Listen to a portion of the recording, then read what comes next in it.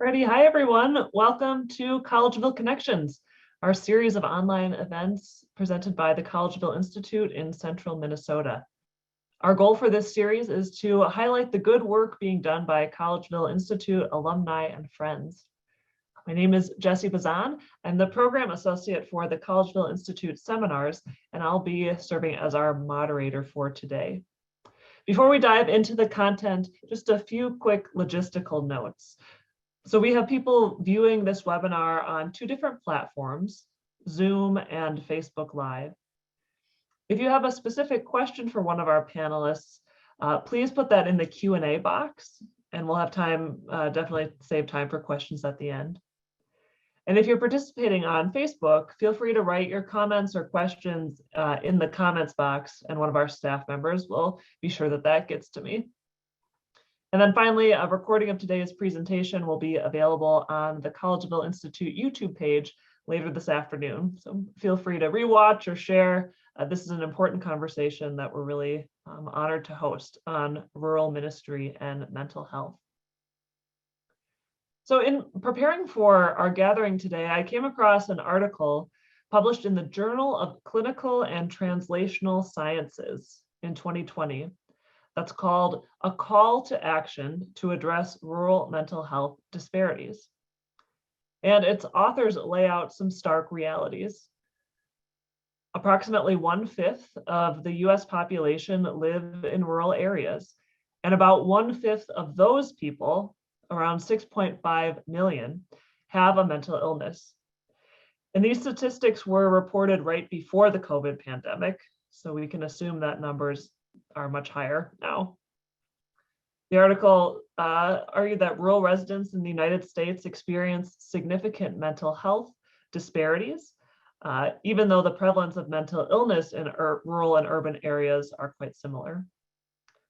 And finally, a third point that I found fascinating, adults residing in rural locations receive mental health treatment less frequently, and often with providers with less specialized training compared to adults in urban areas. So these are some challenging realities facing our rural communities. And here at the Collegeville Institute, the health and well-being of rural communities deeply matters to us. One of my monk friends is fond of saying that we're located on 3,000 of the most beautiful acres around. And we're really grateful for our location in rural Minnesota.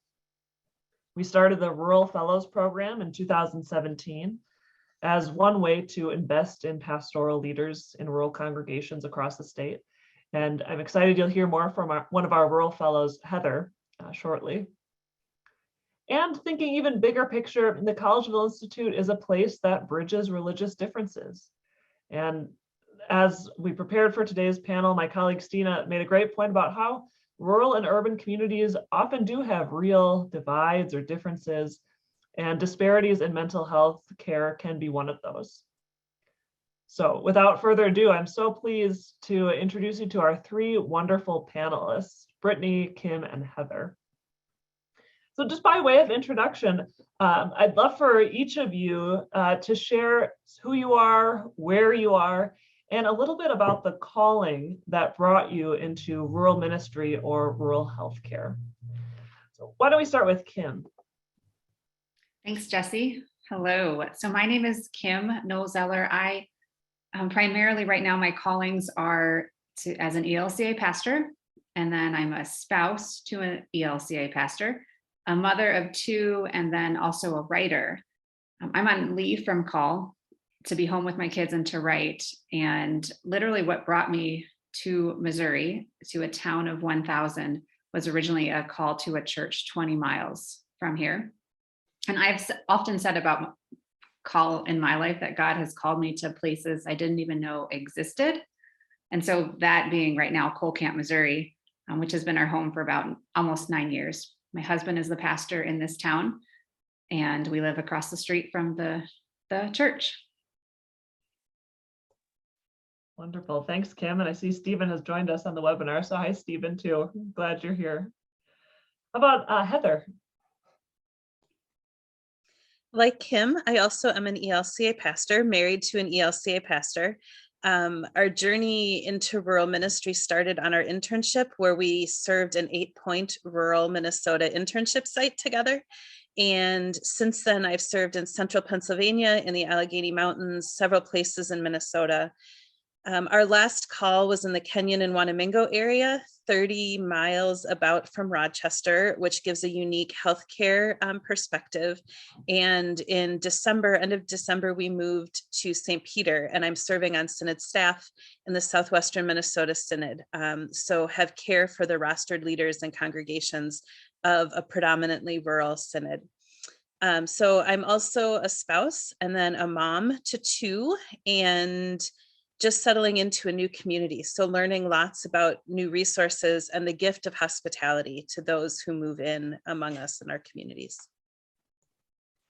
Multiple callings that you're both juggling, and surely Brittney is too. Brittney, why don't you introduce yourself? Yeah, hello everyone. My name is Brittney. I'm a 3rd-year medical student pursuing my MD at the University of Missouri. Right now I'm in Sedalia, Missouri, completing clinical rotations on a rural track, taking a break from the OBGYN clinic to be here. And my call to rural healthcare, and especially rural mental health care, I grew up in a small town, and I always knew that I wanted to go back and eventually serve those types of communities. But both just, my experience as a human navigating this world and also my experiences in medicine have just always shown me that mental health is just as important as physical health, and that there are huge disparities in healthcare, but especially mental health care in rural areas. And so I hope to play a small part in bridging those gaps someday. Thanks, Brittney, and thanks especially for taking time out of your busy rotations today to be with us. So next, I'd be grateful if you 3 would introduce us to the communities that you serve. What are 1 or 2 characteristics of the communities where you serve? And we'll start there. Let's start with Heather. As I think about my former communities that I knew much more closely, these are folks who are well educated and are connected, but are also tenacious and strong and independent and proud of their history in their community. In the current setting I'm in the Synod office, that is a much wider community, but again, that same sense of rural tenacity, rural independence is really strong in almost all of those communities. And Kim and Brittney, how does that compare with the communities where you serve? We can relate to that word of proud and tenacious.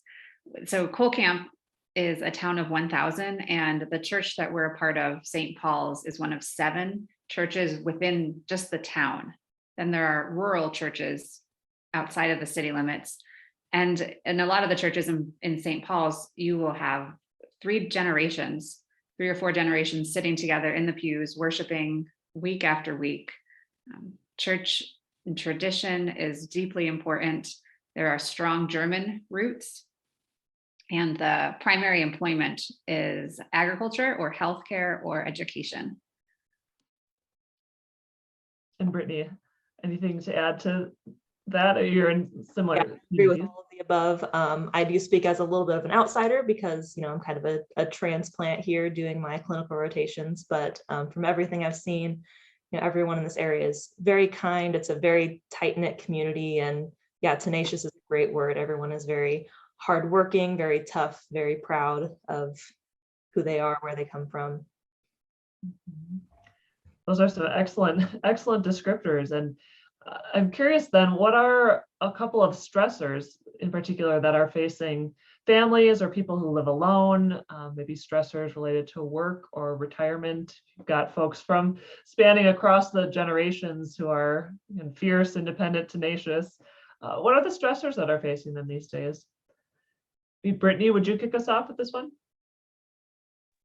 Sure. So, I would definitely say, as Kim mentioned, it's a very agricultural community, a lot of farmers, farmhands. And so, those types of careers come with their own set of stressors. The weather affects everything. prices of crops and equipment, especially during the pandemic, prices of everything have gone up, and that's definitely hit farmers very hard. And then too, I've seen how hard the pandemic has hit this community, and it's been really tough. A lot of people have lost friends or family members. The hospitals have been overflowed with patients and not enough staff. And I know that's been a problem everywhere, but I think in rural communities, it's especially been a very prevalent problem. And so, I think the pandemic has been a huge stress recently, for sure. Yeah, big stress across, but I appreciate those particular ways that the rural community is impacted where you are. Kim, what might you add to that? Right, and a part of just some very concrete examples of where people are feeling the challenges. There are, in our town of 1,000, we are lacking daycare facilities. And so if you have working parents, or when school's in or out of session due to weather, or all kinds of reasons, we just don't have those resources right now. And so that then it trickles down and affects the larger community. And just like everywhere too, that with the pandemic, that there's the stressors of the political world and the economy, and then sometimes the inability to see eye to eye and to listen. Just the divide keeps getting wider and wider. Yeah, bridging those differences becoming more difficult. And Heather, what about you, as you think both as in your pastoral role, then your larger role in the synod? So one of the things I see is distance, both physical and interpersonal distance for folks has grown. Families are, even in our small communities, families are not always right there. And so for our folks living alone, or for our families who, when school's called off due to the pandemic or to winter weather, those kinds of things, physical distance, even physical distance driving to employment, physical distance to get to a hospital when you need it, becomes a stressor.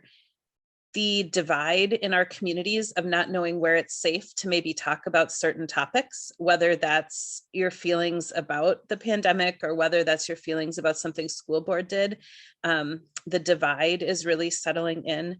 One of the stressors that we are noticing in our communities is we've had a lot of racism pieces coming up around high school sports and being acted out in high school sports, acted out in our community schools, and how that impacts those students, but also how it impacts the greater communities.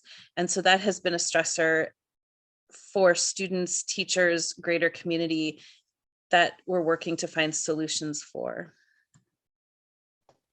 I'm curious, Heather, are those stressors relatively new in the last couple of years, or have you seen these issues of division and distance at play throughout your ministry time? I have seen them get worse, I would say, in the last 5 years. And in the communities we just came from serving, but also now, the ability to be more public in one's reactivity, or in sometimes things that I would describe as racism or hate towards another person, the ability to feel you can be more open in that reactivity has really grown. To see a Nazi sign drawn at the community pool, to have a high school basketball game where athletes hear monkey noises because they're of another race, those things have increased in our community in the last few years. Thanks for sharing that. It's no wonder then that mental health issues are even more so on the rise.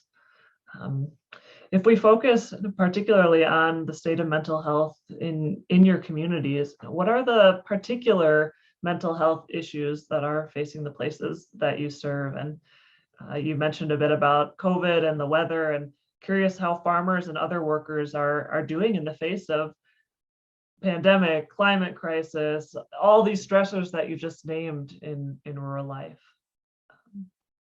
Kim, would you give your thoughts? I think it goes back to there's just also a further divide in not talking then about climate change or the pandemic, but feeling a lot of anger, and then which has affected by our mental health, and it was pointed out to us too that the uncertainty that the pandemic brought for most of the world is an uncertainty that farmers and people in the agricultural world feel day to day, and they do not get away from it. And then it just keeps getting compounded and compounded. And just outside of agriculture, we've had families who've said to us just in casual conversation, I miss the early days of the pandemic. Aside from the stress of what it was and the fear and the anxiety, families in particular, are missing slowing down and being with their families and being present and not going from here to there, because especially in a small town where there's so many ways to get involved and you can be involved, families are doing that. And it's great, but it also comes at a cost.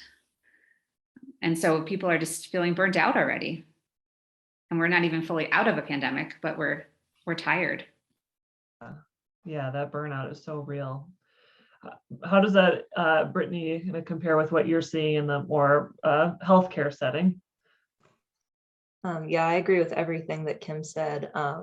It seemed like even before the pandemic, maybe, just the stress of everyday life was just ramping up and up and up. And as we've mentioned several times already, certain communities, like agricultural communities, they will always be facing different stressors, constant stressors.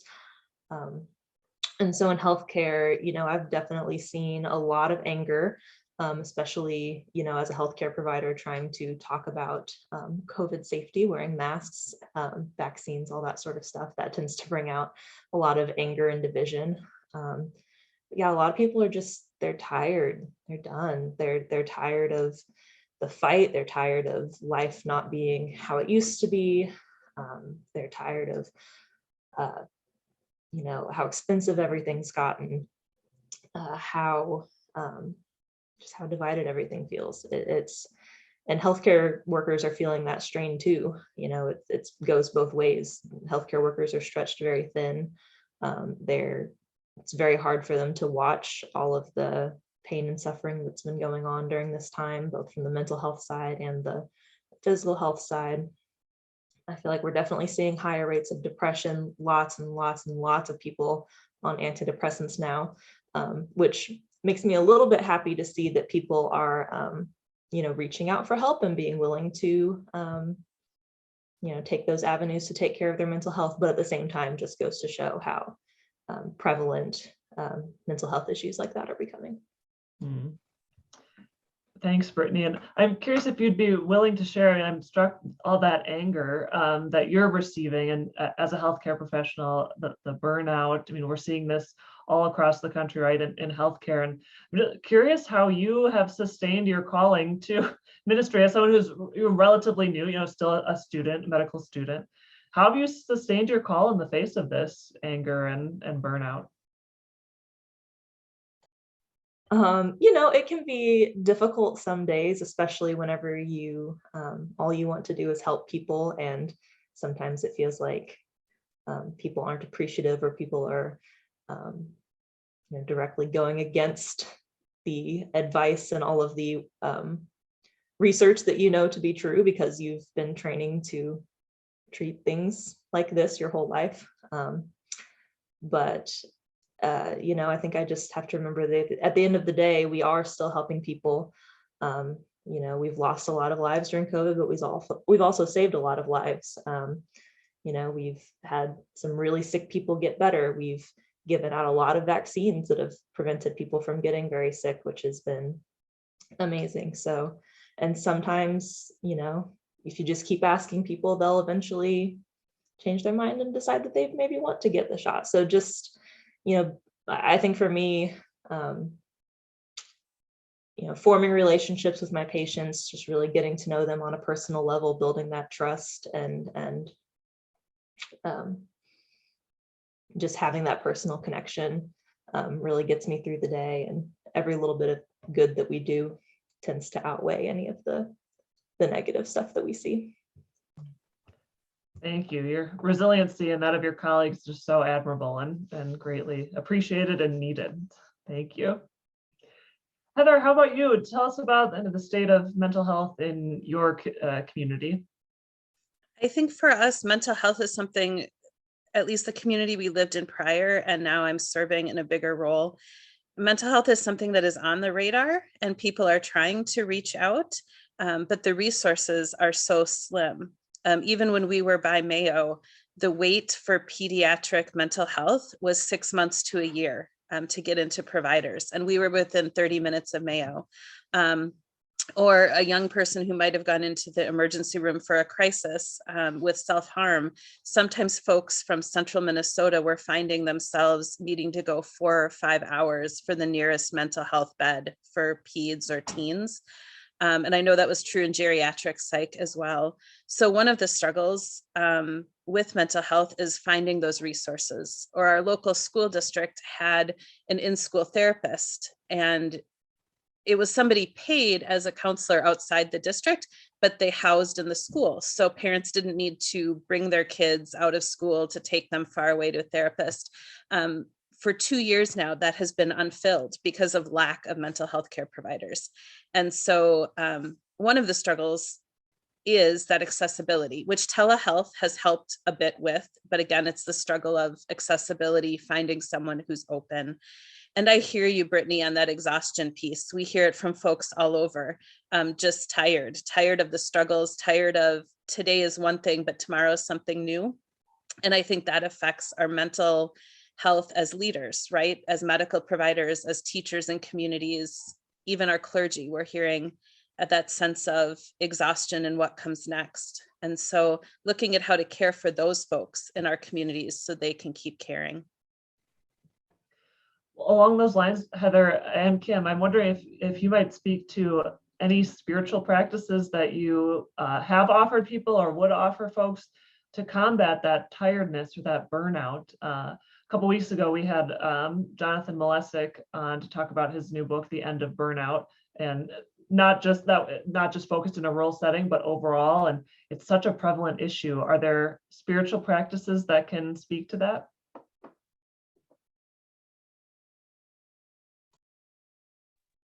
I think one of the pieces is letting people share that they feel exhausted, right? And finding community. I think some of our helpers, whether first responders, medical care, teachers, clergy, have felt exhausted, but have felt they can't say it. So helping them find communities where they can be supported in that and say it and not feel alone. And this is not necessarily a spiritual practice, but maybe it should be, is helping people have permission to say no when they can't just take on another thing, and learning how to say a no that is gracious and frees people to find the rest or break they need. Oh, yes, I love that. And being able to ask the question, how are you? And to listen, really listening, and then to understand that we can all hold both. We can have the anger, the sadness, and then to just offer that to God and to know that the church is a place that we want it all brought. We want to hear about what's churning in people's souls and what's going on, and remind people that this is what a community does. We hold it together with one another, the both and know that it's okay to feel the anger, the sadness, the joy. Absolutely. That it's making me wonder, as you're talking about, creating space to listen, how willing are folks in your community to talk about mental health issues? Is it talked about or not talked about? And why might that be?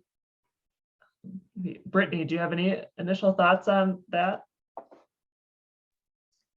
Sure. I think in some ways I have been surprised at how much folks are willing to talk about it. It does take some level of trust and usually forming a relationship with the patient before they're willing to open up to, a stranger like me coming in from the outside. But I think, there is some stigma around it still, especially in these communities. But I think people do want to talk about it. It's just finding the courage to do so. And so, sometimes it might take a little bit of mustering, but I think part of that is trying to screen everybody. I try to make sure that I ask every patient how their mood has been, how they've been. And if they are a little hesitant or give kind of a so-so answer, I try to explore that further, and just let them know that they have somebody here who's listening. Because for some people, their doctor may be the only person who's asking those questions. And while, a family physician is definitely not just a mental health professional, they're not specifically trained to do that. They do have some training in that.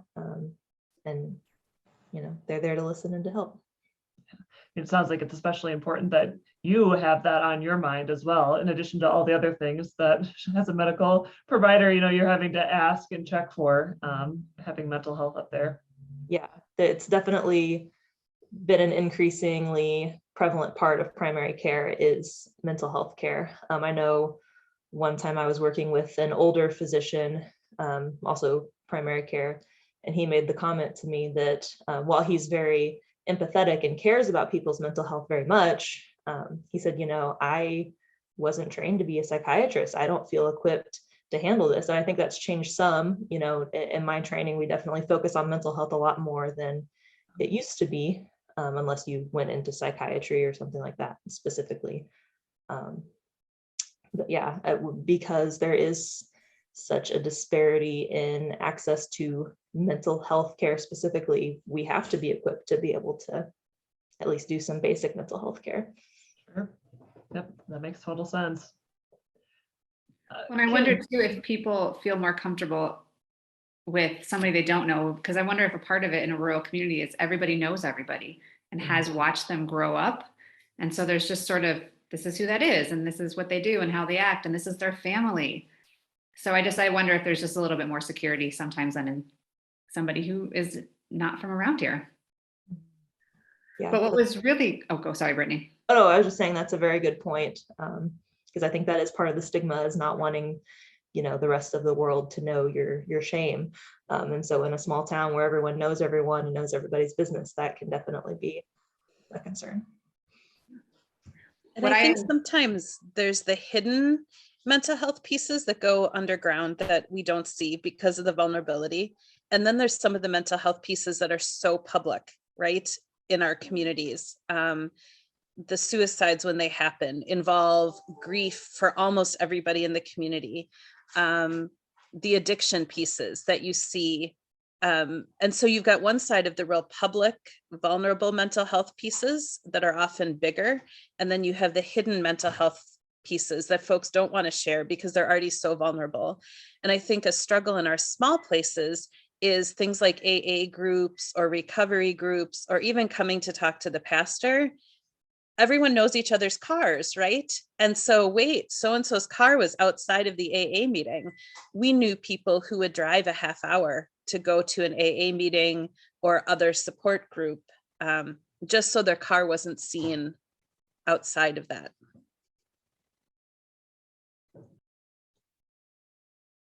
Thanks, Heather. That really does speak to the stigmas that continue to surround mental health. Kim, what were you thinking? You're a writer. You think a lot about language, and how are you hearing mental health talked about or not talked about in Cole Camp? Mostly one-on-one. There's not a lot of larger conversations. So it's, again, asking people, how are they, being able to listen, provide the presence. Keeps the pastoral ministers and the healthcare professionals nice and busy, right? Mm-hmm. That's a lot, if you're thinking about the one-on-one visits and times to explore some of these topics, that's very intense. So I want to turn now to reflect on the church's response to mental health needs. And before I pose my question, just a reminder to those that are here and watching, feel free, if you have questions for Kim, Brittney, or Heather, feel free to put those in the Q&A or in the comment section on Facebook. So thinking about the church's response to mental health needs, I'd love to start off, Kim and Brittney, if we could hear a bit more about the innovative mental health ministry and partnership that St. Paul's Lutheran Church undertook as part of the Communities of Calling initiative. And I'll just explain for those listening, the Communities of Calling Initiative is a 5-year grant program in which the Collegeville Institute is working with 13 congregations from around the country and one in Canada on questions of meaning, purpose, discernment. How do we talk about this in congregational settings and help people to really discern how they're called individually and communally? And we're lucky enough to have St. Paul's Lutheran Church as one of those 13 congregations. And we've been so excited about their partnership with the local medical students. So Kim and Brittney, why don't you share a bit more about that? All right, I'll start. And then when we get to where Brittney came into the ministry, we'll let her take over. And I think we wouldn't necessarily, it's so interesting that we wouldn't even at the church call this a mental health ministry, but it's just what we've been doing. We've been listening. And I think that's sort of the key.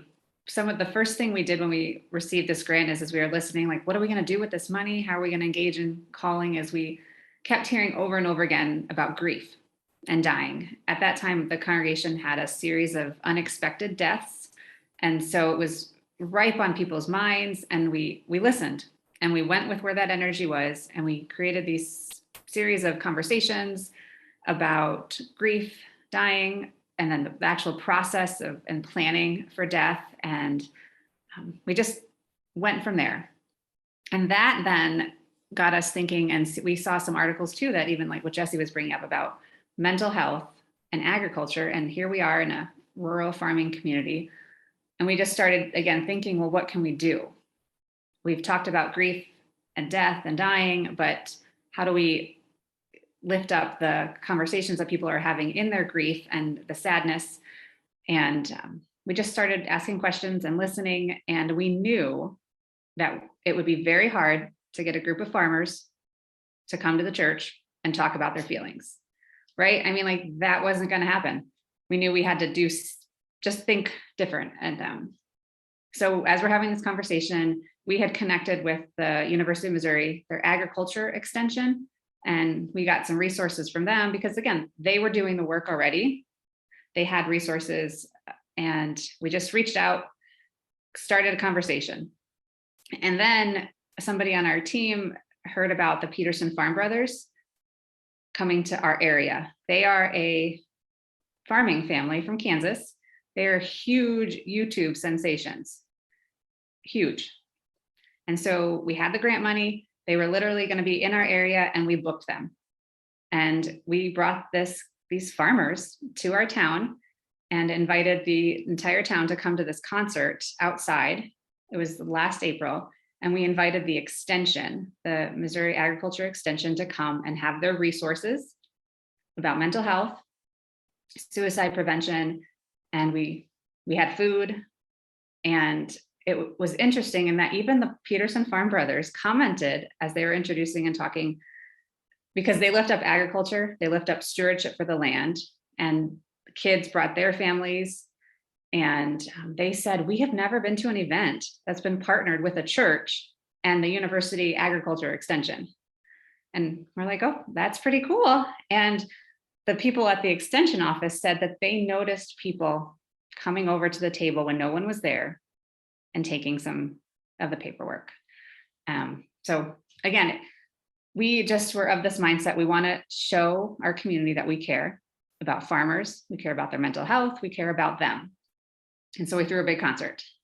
And then somehow this woman from the extension, her name's Amy, she was connected to the medical school, and somebody reached out to her and said, we have these 3 medical students who are coming to our area and they have to do a service project of sorts. Do you know anything? And this woman who we've been working said, we have this church that's been doing cool things, trying to connect with agriculture and mental health. Maybe that would be an option. And so that's how we sort of connected to Brittney and her 2 other colleagues. Yeah, so I can pick up the story from there. So as part of my school's Rural Scholars program that I participate in, we have to do this community integration project, which is basically any sort of service learning project that helps us target some problem that we recognize in the community. And me and my colleagues are we're all very passionate about mental health. And so I think that we knew that there was probably going to be a disparity in mental health in this area before we even arrived, just because that's how it is. And I mean, it really felt like a God thing to me, because whenever we got here and they said, wow, there's this, grant in this project that's already kind of in the works that would be great for you guys to just hop onto. It really spoke to me and just really felt amazing, great timing. Again, me and my colleagues are all very passionate about mental health. I'm especially passionate about mental health in rural areas and agricultural areas, because 8 years ago, next Saturday, my family lost my grandpa to suicide. And he was a farmer. He was a very caring, very strong, hardworking man, but he never talked about what was going on. Like, we still have no idea why he did it. We had no idea that he was even struggling at all. And so, it's very important to me to, help other people not go through that same thing, help people open up before it gets to that point. So whenever we found the Zellers in their Communities of Calling project, it just felt perfect. So we had to make a proposal. So we did some research on how can we target farmers and try to get them to open up about their mental health, because as we've discussed, not stereotypically not the population that wants to sit down and talk about their feelings. And so we kind of wanted to take the idea that they had already of their just having an event to kind of show appreciation, provide a lunch, that sort of thing. And we wanted to present it as a means of looking out for your community, looking out for your fellow man, not necessarily, oh, you need this for your mental health, but more of, here's what people in your community might be going through and how you can help them, which we thought, based on our research, would kind of serve a few purposes. It would help raise awareness and reduce stigma. It would make people in the community feel more equipped and prepared to be able to have these conversations, because I think that's part of it too, is not that people aren't willing to talk about it, but they feel scared. They don't know how. They feel like they might say the wrong thing or make things worse. Feel like they can't fix anything. So why should they be the one to talk to people about their problems? And so we wanted to provide a way to say, hey, your mental health is valid. Here's how you can talk to someone about what you're going through, or how you can get someone to talk about what they're going through. Warning signs to look out for, that sort of thing. So that, to help bridge the gap in healthcare, obviously, by training people in the community to recognize these things, it in no way replaces mental health professionals, of course, but at least there's people who,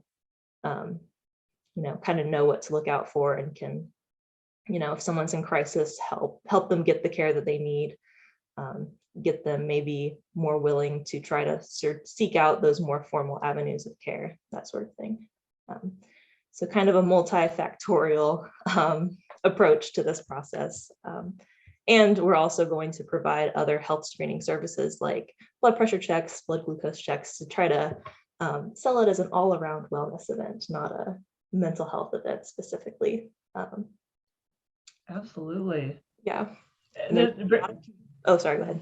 I was curious, has this event happened yet, or is it coming up?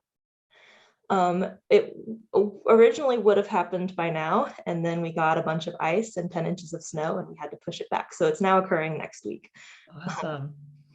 But there was a lot of community support the first time around. A lot of people were excited and planning on coming. A lot of people still did come, even in the snow. The caterer had already made all the food and the Zellers had rented the venue. And so they had said, anyone who's out and about, free food is here, and they still had a big turnout. So hoping that is a good sign for the actual event. Kim, were you going to add something?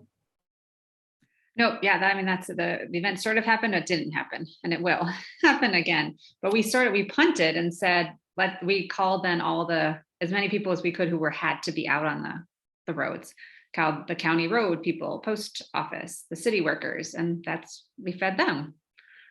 And again, just sort of this idea that showing up is so important, and how can we offer presence? Mhm. That's been my big takeaway from what I've heard you all talk about, is in doing this ministry, the importance of listening to people, of how do you communicate or market what you're doing in such a way that won't, immediately turn people away, but will also, invite people in. And then to connect it to the community sounds really important, that this is not just an individual one-on-one thing, but there's a community of support and training and whatnot. So, we're so excited. I'll be eager to hear how the event goes next week, and just how innovative this partnership really is. Heather, how about you on your end, in your pastoral leadership role? Are there some ways that you and your colleagues are responding to the mental health needs in your community? I think there's 3 ways. The first is often we function almost as first responders in triage. We get the calls that say, my teenager's in crisis, or my husband just died, can you come over? Or in the cases of suicide, often we are the first ones to get a call and respond, sometimes even as quickly as law enforcement in some of those small communities. And so I think a lot of our clergy play kind of a triage role, an emergency response, first call. The second is, I think we can be curators of resources, and with resources being so hard to find, knowing like our area has some mobile crisis response teams. And so knowing the phone numbers to those, so a family can call and we can hand that on. Knowing where those resources are, like the extension groups that in Minnesota also have rural farmer kind of mental health care. So curating some of those. We've tried to put on some educational events with NAMI, those kinds of things, just to point people towards a resource, knowing that we can't be the medical resource, we can't be the therapist, we can't do some of those things, and are sometimes destructive if we try. So pointing to resources. And the third thing for me is the power of community, right? People working together. And in our last setting, a group of clergy and community leaders came together for a group called KW Community Cares to talk about pieces like racism, mental health, bullying. We had food drives, we put together a mentoring program, but to do that wider listening of community leaders, and then to say, what could we help put in place? And I think those are the roles in mental health care, that triage, the finding and pointing to resources, and then community organization. And if we think about some of those crises in our small communities, whether it's a suicide for a student, the presence of our faith community immediately in schools or those pieces can do all 3 things. And it's a really important mental health resource. But again, just that presence that we're with you in this, and we're with our communities where the needs are. Yeah, you're showing, Heather, how this is really a team effort in approaching this. And I really appreciate too, bringing up the point on, what is the role of a faith community and what is not, what's left to medical professionals like Brittney and her colleagues. There's just all these different roles that community organizations can play. And it's helpful, I think, to hear where parishes could fall in that. Okay, I have one more question for you all, and then we'll take some audience questions. So I want to know, what's one piece of advice that you would give to a rural church that's looking to start some kind of mental health ministry? Kim, in your pastoral wisdom, what might you say? I think it goes down to 2 things: to listen, and then to listen within your community, but then also the listening about who's already doing the work, and to feel that it's not up to the church to start something new, but to tap into what's already out there. Great, thanks. Yeah, very in line with what Heather was sharing. Heather, what piece of advice would you give? I would say be present.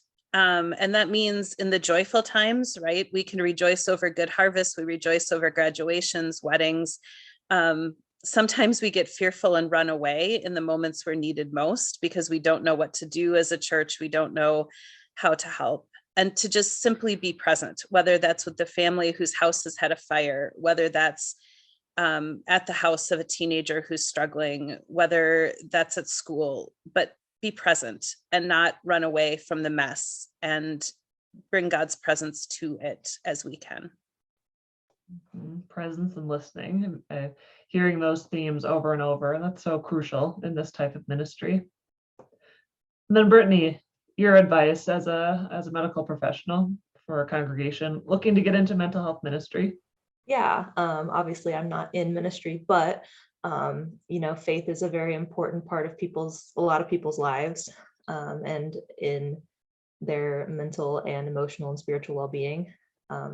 So I think, as everyone said, just listening, being present, and being non-judgmental, I think is really important.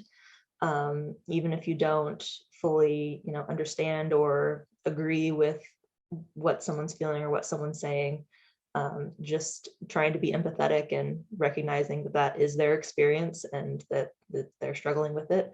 I think that's very important, because a lot of people look to their faith for support during hard times. And I think, unfortunately, sometimes,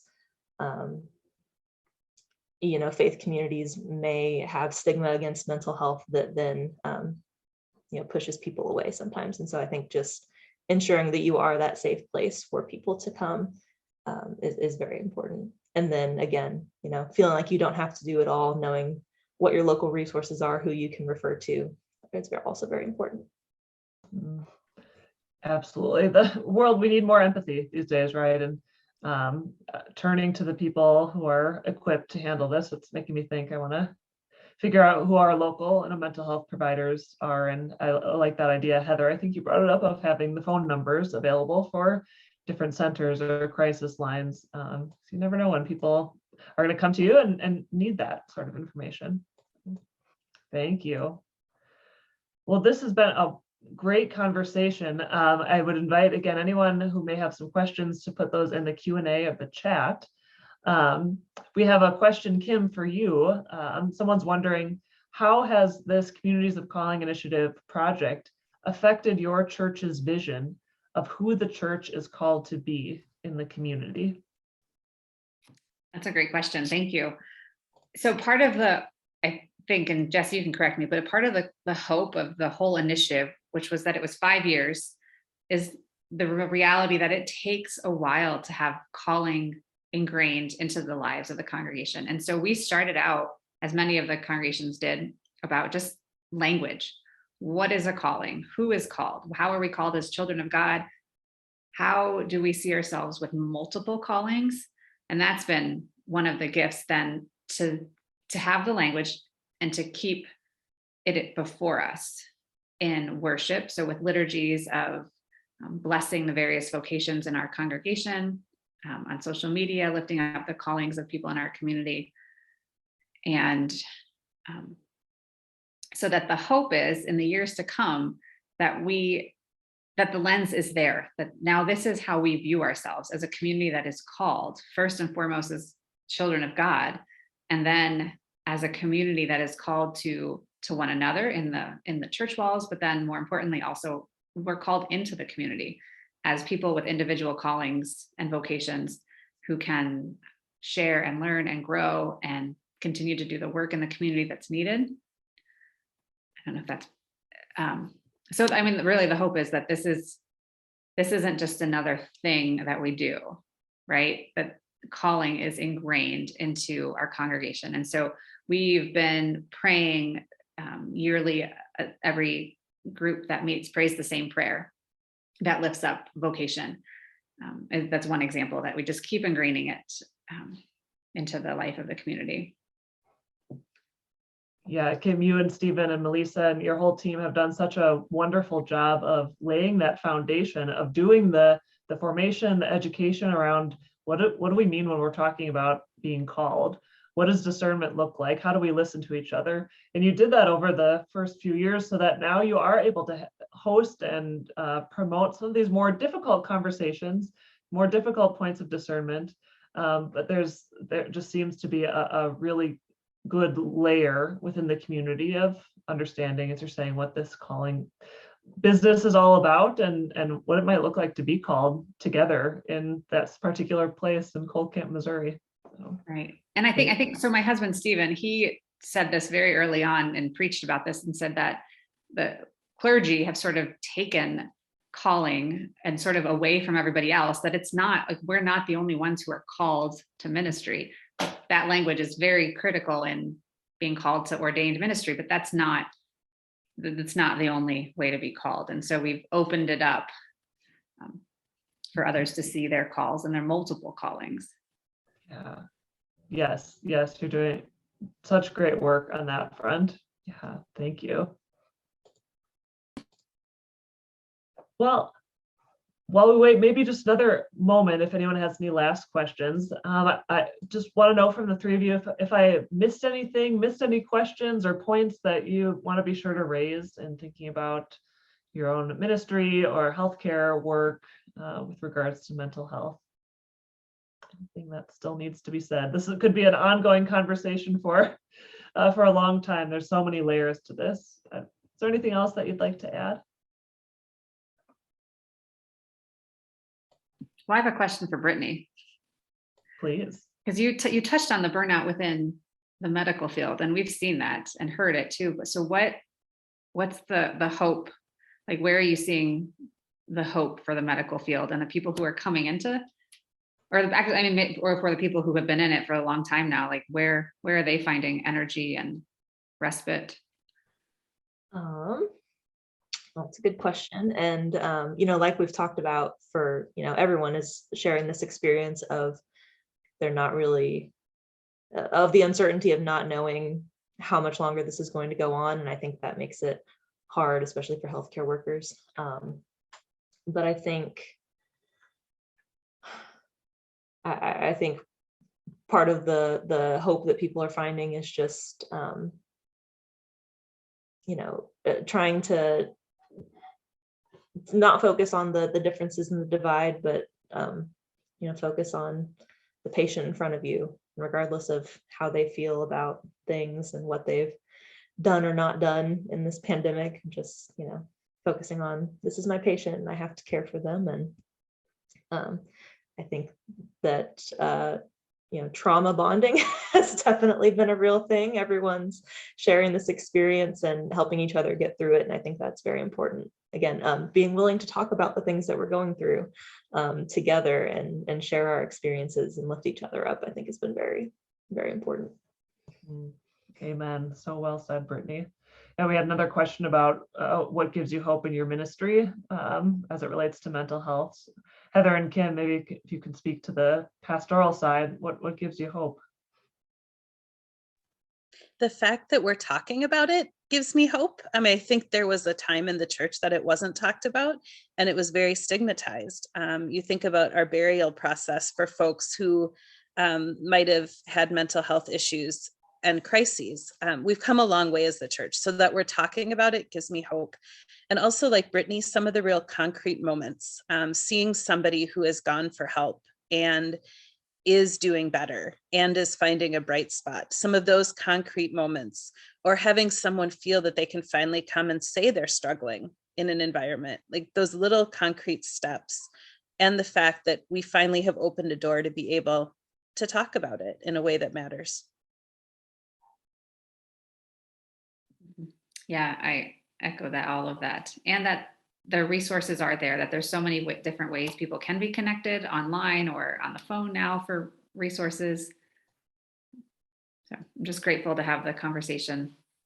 Mm-hmm. Absolutely. We'll do one more question here, and this one is geared towards Heather and Kim. Glenn is wondering, have any of you sponsored suicide alertness training in your communities? He says, sometimes it opens others to learn about common mental health challenges.